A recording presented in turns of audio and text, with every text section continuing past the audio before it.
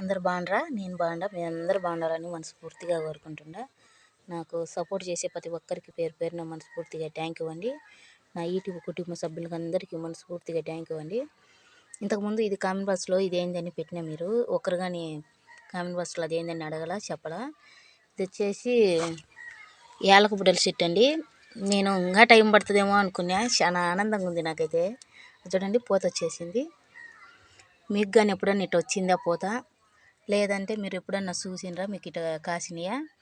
తెలిసింటే comment బాక్స్లో compulsory చెప్పండి నాకు.